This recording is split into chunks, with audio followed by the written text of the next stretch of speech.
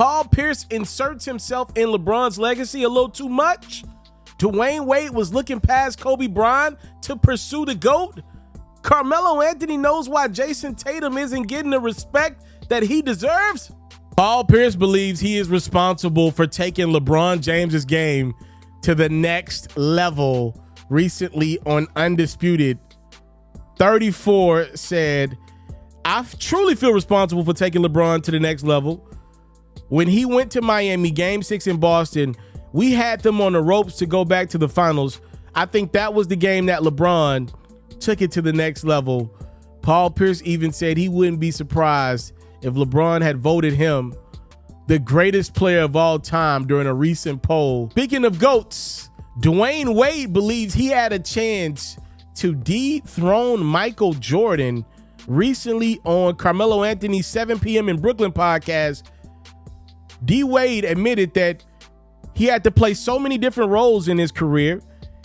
And he said that's why he's not the greatest shooter of all time. I had to get great at so many different things. And he said, when I had it before injuries.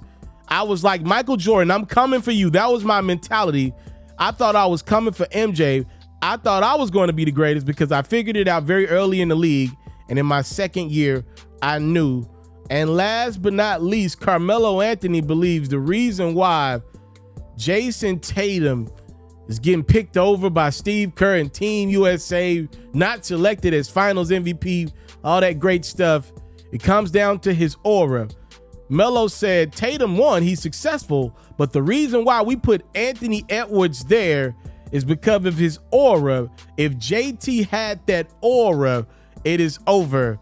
So you got some statements made by some basketball legends, Paul Pierce, Dwayne Wade, and Carmelo Anthony. What I want you to do is rank them from worst to first, meaning which one of them do you not agree with and which one of them do you add some validity to.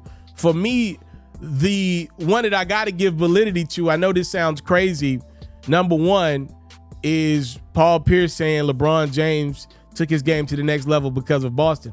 Now, I don't want to give Pierce the respect of saying it was because of him solely, but we have to give respect where respect is due.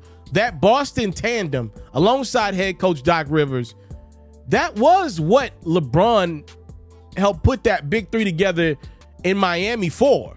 Like, we ain't gonna act like that. If LeBron didn't have to deal with Boston, I believe LeBron never leaves Cleveland in the first place. So that's got to be number one on my respect list. And then number two, the Dwayne Wade and Michael Jordan one is the one that I'm kind of in between on, because Dwayne Wade did pop his career off and win championships earlier than a Mike did. And I know Dwayne Wade's career didn't end the way he would have liked it, but I want y'all to understand something. Dwayne Wade was well on his way to being the greatest mid-range jump shooter of all time and one of the greatest attackers of the basketball of all time. But like a Penny Hardaway, like a Grant Hill, like a Derrick Rose, a lot of the question marks surrounding Dwayne Wade's career, even though he won 3 championships, are just that, questions, because injuries took so much. And last but not least, I got to say the most ridiculous statement of the three is Carmelo Anthony saying the reason why Jason Tatum is not revered by his peers as much as Anthony Edwards is because of aura. I don't believe that one bit. I've seen aura work in both ways, right? I think Russell Westbrook has aura, and I think for the better part of his career, it worked in his favor. Carmelo Anthony, by the way, ironically, had aura. Melo has aura right now, right? But the back end of Melo's career was him, to me, honestly, struggling to find a role and struggling to find team buy-in.